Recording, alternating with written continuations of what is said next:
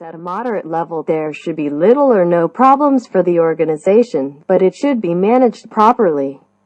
The results also show that there are very few differences in the levels of stress of CAT officials among different demographic groups, except marital status, which shows slightly difference.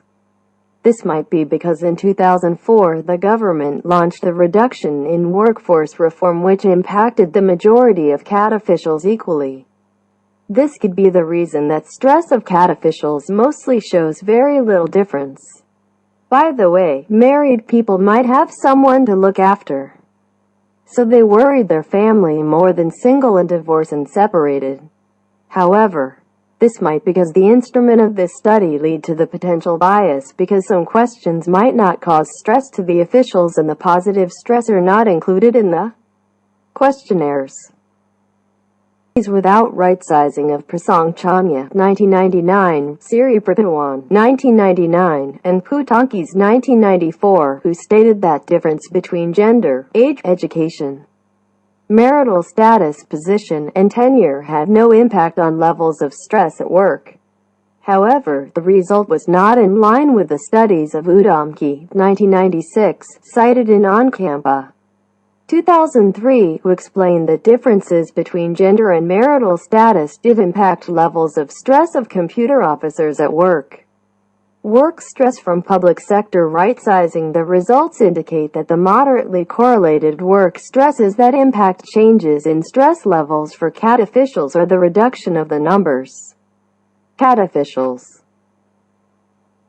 Job insecurity, changes in the work environment, unfairness in the evaluation, insufficient time to complete work policy changes, and increased job responsibility. The literature review in Chapter 2, CAT 2004C, revealed that in that year the government began a reduction in workforce project in order to reduce the number of low performers. So, it is possible that those reasons might impact stress levels of CAT officials because they would now have to work with fewer colleagues, which resulted in higher per-worker workloads, and they could also be afraid that they might lose their jobs if their performance was perceived to be at low levels. As a result, their relationship among peers, subordinates, and supervisors might change to be worse than before because of high competition. Hickok 2004. Furthermore, it is possible that CAT officials might worry about the workforce reduction project as a justification for identifying low performers because if they are unable to complete an increased amount of work, they might be suddenly perceived to be a low performer.